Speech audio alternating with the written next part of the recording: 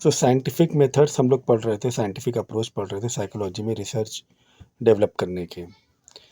जो भी हम लोग असेसमेंट टेस्ट तैयार करते हैं, किसी पर भी रिसर्च करते हैं, कोई पेशेंट है या कोई कैंडिडेट है, उस पर हम लोग को जो भी रिसर्च टेस्टिंग करनी होती है, उस पर रिसर्च करनी होती है।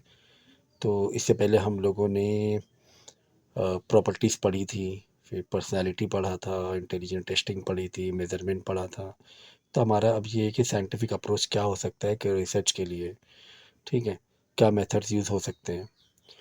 तो साइंटिफिक अप्रोच में हम कोई भी चीज़ अगर हम साइंस के पॉइंट ऑफ व्यू से जाएंगे तो सबसे पहला जो होता है, पहला स्टेप वो होता है, और मतलब पहले जो स्टार्टिंग होती है, बिगिनिंग होती है, वो ऑब्जर्वेशन से होती है। ठीक है ना, हम लोग ऑब्जर्व करते हैं एग्जाम्पल के तौर पे, जैसे कि ग्लोबल वार्मिंग है कि टेम्परेचर बढ़ रहा है अर्थ का, वर्ल्ड में, एटमॉस्फेयर में। तो वो टेम्परेचर क्यों बढ़ रहा है, तो पता है ग्रीन गैस इफेक्ट हो रहा है, पॉल्यूशन हो रहा है, कार्बन डाइऑक्साइड और कार्बन मोनोऑक्साइड, ये बहुत सारी और गैसेस हैं इंडस्ट्रीज़ और ऑटोमोबाइल से, वो रिलीज़ हो रही है एटमॉस्फेयर में, और उसकी वजह से ग्रीन हाउस, उसकी वजह से ग्लोबल वार्मिंग या ओजोन लेयर डिप्लीशन हो रहा है। तो पहले हम लोग ऑब्जर्व किया कि हमें अब एक ग्लेशियर पिघल रहे हैं और मेल्ट हो रहे हैं, तो ये क्यों हो रहे हैं। ठीक है, हमने पहले क्या किया, ऑब्जर्वेशन किया। तो उसके बाद हमने अपने आप से क्वेश्चन किया कि ऐसा क्यों हुआ। पहले तो ऑब्जर्व किया कि ये ऐसा हो रहा है, ग्लेशियर पे मेल्ट हो रहे हैं और सी लेवल बढ़ रहा है, ओजोन लेयर डिप्लीशन हो रहा है। बाद में क्वेश्चन किया क्यों हो रहा है ऐसा, फिर प्रोडक्शन क्या, ऐसा तो नहीं है, पॉल्यूशन ऑटोमोबाइल बहुत हो गया है, गाड़ियाँ, ट्रांसपोर्टेशन, फैक्ट्रीज, उससे जो गैस निकल रही है, अलग अलग पॉल्यूटेड गैसेस, उससे क्या हो रहा है, हीट बढ़ रही है। ठीक है ना, तो ये हमने क्या किया, प्रोडिक्शन किया। फिर उस पर हाइपोथेसिस हमने डेवलप की, हाइपोथेसिस थ्योरी डेवलप की हमने। अब वो थ्योरी प्रूव साइंटिफिकली प्रूव्ड है नहीं है, वो एक बात की बात होती है, उस हाइपोथेसिस टेस्टिंग पर भी रिसर्च की जाती है। ठीक है, कि ये जो थ्योरी है वो सही है कि गलत है, वो एक बात की, बल्कि हाइपोथेसिस हम लोग डेवलप करेंगे अपनी प्रेडिक्शन बेस पर। हमारी जो प्रेडिक्शन थी उस बेस पर हम हाइपोथेसिस को डेवलप करेंगे, अपनी थ्योरीज डेवलप करेंगे। ठीक है, उसके बाद रिजल्ट, जो भी रिजल्ट है उस हाइपोथेसिस का, क्या कंक्लूज़न निकला है, उसके बाद उस रिजल्ट को, उस कंक्लूज़न को हम लोग शेयर करेंगे, बाकी लोगों को भी अवेयर कराएंगे। ठीक है, तो researcher use different types of research, अलग अलग टाइप्स की रिसर्च होती है हमारे पास। डिस्क्रिप्टिव रिसर्च है, एक्सपेरिमेंटल रिसर्च है,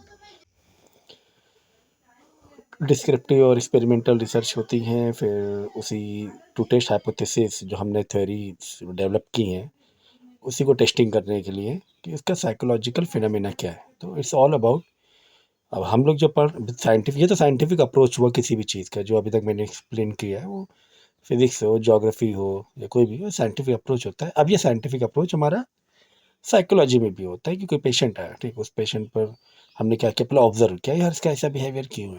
जैसे ओसीडी एक है, बार बार हैंड वॉश करना, क्लीन रखना, तो एक ओसीडी बिहेवियर, तो उसको हम ऑब्जर्व कर रहे हैं, यार ये ऐसा कर रहा है, ऐसा कर रहा है, ये बार बार हैंड वॉश कर रहा है। बाद में हम लोग क्वेश्चन करते हैं ऐसा क्यों कर रहा है, फिर हम देखते हैं हाँ, ऐसे इसको ओसीडी तो नहीं है।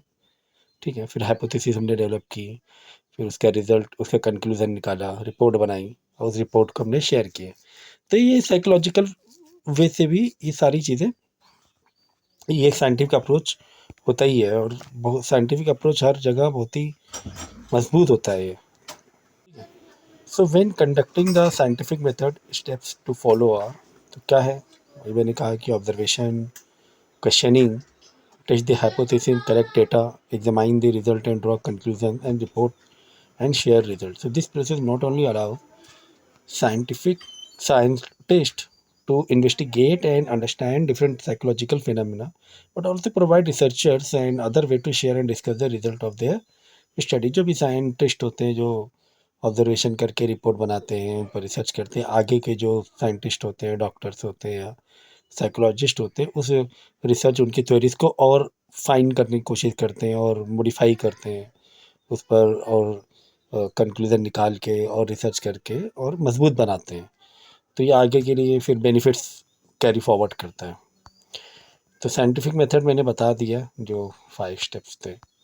ठीक है, कि ऑब्जर्वेशन हम लोग करते हैं, So before researcher can begin, they must choose a topic to study. Once an area of interest has been chosen, the researcher must then conduct a thorough review of the existing literature on the subject. So this review will provide valuable information about what has already been learned about the topic and what question remain to be answered. तो जो भी observation हमने किया है, पहले उस observe को हम लोग नोटिस करेंगे, उस ऑब्जर्वेशन को. The relevant information collected by the researcher will be presented in the introduction section on the final published study result. This background material will also help researcher with the first major steps conducting a psychology study, formulating an hypothesis.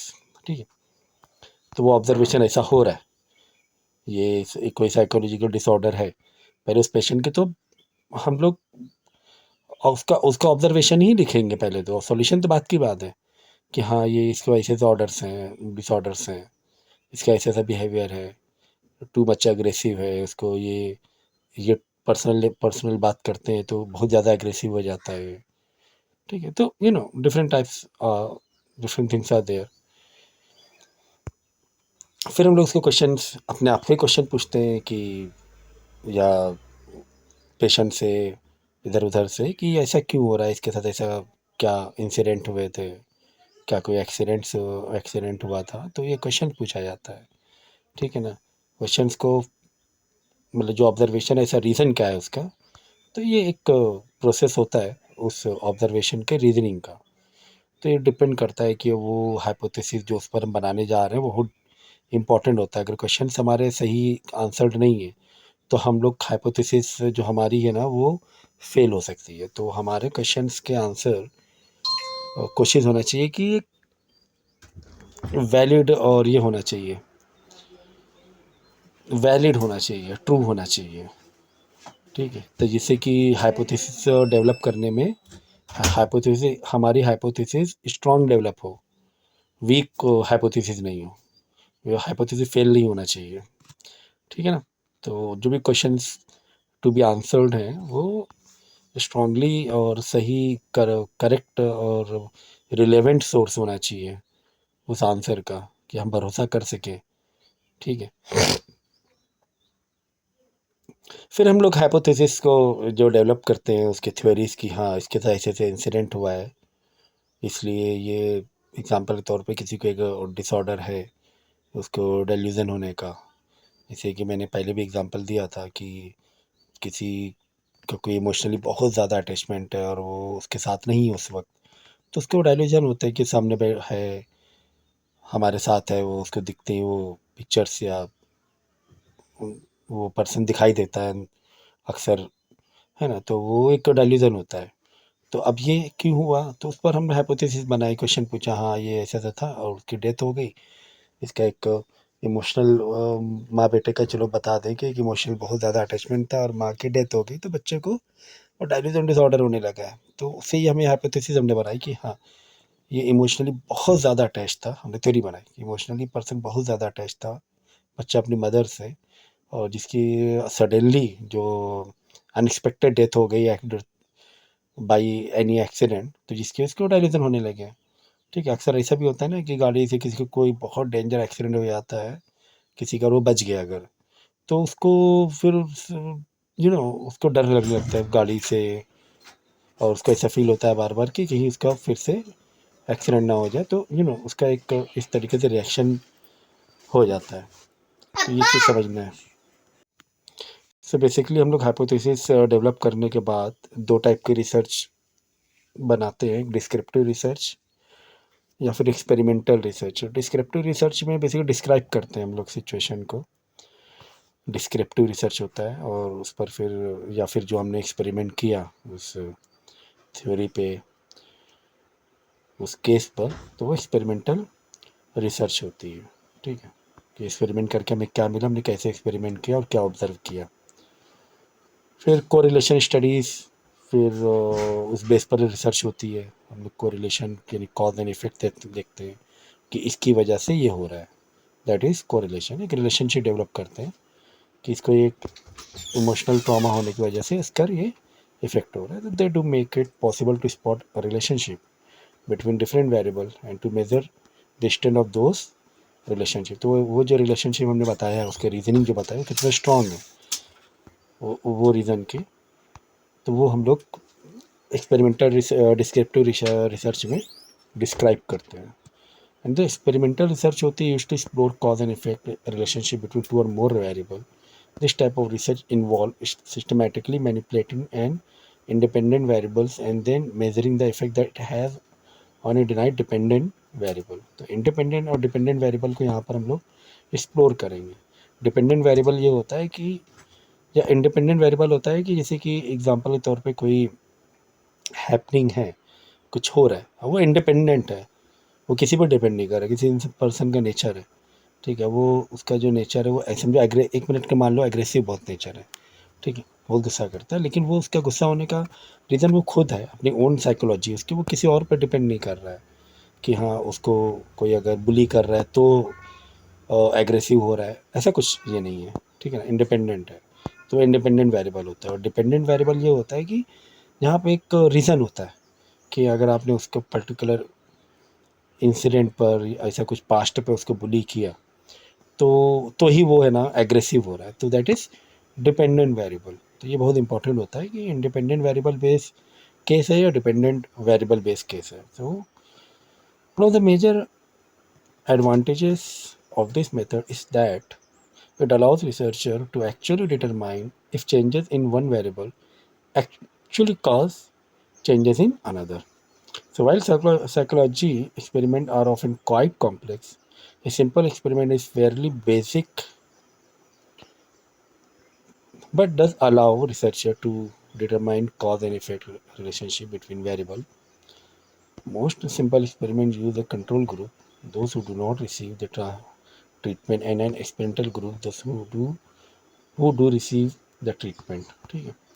So examine the result drug conclusion, एक report बनाते हैं, result बनाएंगे, report बनाएंगे और बाद में conclusion हम लोग निकालेंगे। तो once a researcher has design the study and collected the data, it is time to examine the information draw conclusion about what has been found. Using the statistic, researcher can summarize the data, analyze and the resultant draw conclusion based on this evidence. तो उसके reasoning जो भी उसने find out किया, तो logically उसके reasoning देकर उस फाइंड आउट एट्रीब्यूट्स को वो स्ट्रांग बनाएगा और रिपोर्ट पेश करेगा। और उसके जो रीज़न होंगे, जो भी रीजंस उसने दिए हैं, वो लॉजिकली स्ट्रांग होने चाहिए, तो रिपोर्ट भी अच्छी बनेगी एंड ट्रस्टफुल बनेगी। So how does a researcher decide what the result of study mean?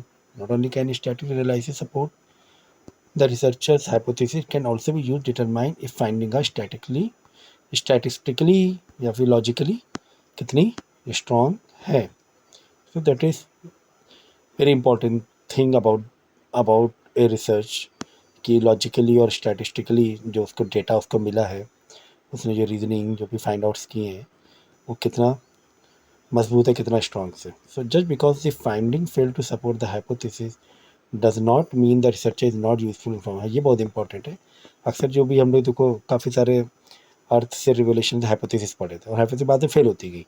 अब फेल हो गई इसका मतलब ये नहीं उसका यूज़ नहीं हुआ, वो एक लीड देता है। एक फेल्ड हाइपोथेसिस भी आपको लीड देगा, आगे के साइंटिस्ट को एक नया सोचने की तरीका देगा कि हाँ इसका सही रास्ता क्या हो सकता है। एग्जाम्पल के दो रास्ते हैं, अगर एक रास्ते में जाके गलत मिला तो इसका मतलब दूसरा रास्ता सही है, दूसरा साइंटिस्ट दूसरे रास्ते जाके उसको फाइंड आउट करेगा, है ना। तो ये भी बहुत इंपॉर्टेंट है। या फिर कोई एक साइंटिस्ट ने बीच रास्ते में रोक दिया, नहीं आगे तक पहुंच पाया, ठीक है ना भाई, एक यहाँ पर आके कंक्लूजन था, कोई साइंटिस्ट ने यहीं आके रुक गया, आगे उसने आगे प्रूफ नहीं कर पाया, यहाँ तक नहीं जा पाया आगे, कम से कम यहाँ तक तो गया। बहुत सारे अलग अलग रास्ते थे, ठीक है, उसने रास्ता सही पकड़ा। ऐसा हज़ारों रीजनिंग थी, अर्थ एवोल्यूशन हुआ या जो भी स्पेस की थ्योरीज थी, हज़ारों रीजनिंग हो सकती थी, लाखों रीजनिंग हो सकती, लेकिन कोई साइंटिस्ट ने आके कम से कम एक रास्ता तो दिखा दिया, हाँ भाई यहाँ जाओ, माने कि पूरा नहीं गया हो, उसकी हाइपोथेसिस कंप्लीट नहीं हुई, बहुत सारी रीजनिंग यहाँ तक आने के रीजनिंग भी गलत दिया, कम ये भी मान लो एक मिनट के लिए कि उसने रीजनिंग गलत दी है, लेकिन कम से कम यहाँ तक एक तो रास्ता दिखा दिया कि हाँ भाई यहाँ से ही जाओ आप। दूसरा जो साइंटिस्ट होगा वो फिर आगे जाके उसको करेक्ट करेगा और आगे जाके बढ़ेगा। फिर और तीसरा आगे के साइंटिस्ट जो होंगे, और जब डेवलपमेंट होगा तो वो और आगे जाएगा, फिर फाइनली आके कंक्लूजन मिल जाता है। तो एक हाइपोथेसिस विच इज़ फेल्ड और not completed, it also very useful and very informative. ठीक है, एंड यहाँ पे सेम चीज़ लिखी है, देखो, in fact such research plays an important role in helping scientists develop new question and hypotheses to explore in the future. So after conclusion have been drawn, the next step is to share the result with the rest of scientific community. This is an important part of the process because they contribute to the overall knowledge base and can help other scientists find new research avenues. तो ये मैंने explain कर दिया। फिर report तो वही है आपका, जो रिज़ल्ट आपने बनाई है साइकोलॉजी की रिसर्च की, तो उसका कंक्लूजन जो भी निकालें उसकी रिपोर्ट। तो the result psychologically studies can be seen in peer review journal such as psychological bulletin, journal of social psychology, developmental psychology and many other. अलग अलग जगह उस रिपोर्ट को पब्लिश किया जाता है, या वहाँ से आप फाइंड आउट कर सकते हो।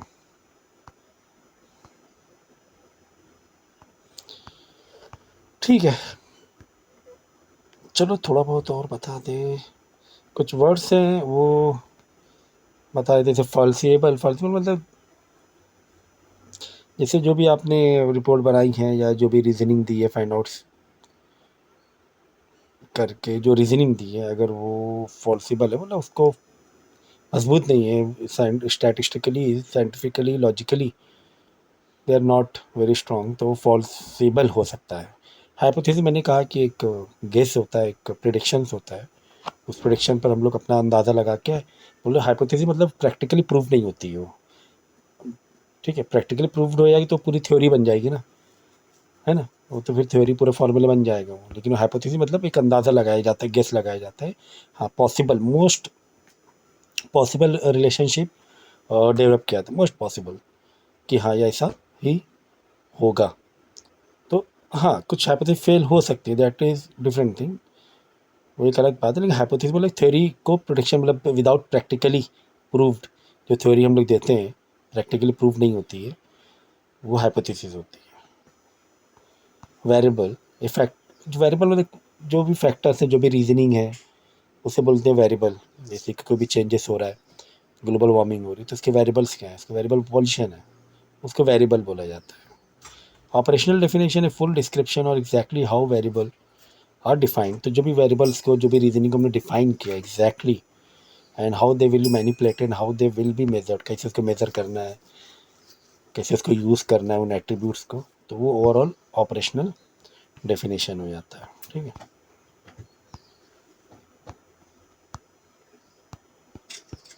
चलो बाकी हम लोग नेक्स्ट लेक्चर में करेंगे। इससे पहले कुछ और पार्ट है, पहले वो मैं कराऊंगा, उसके बाद ये टॉपिक हम कंटिन्यू करेंगे।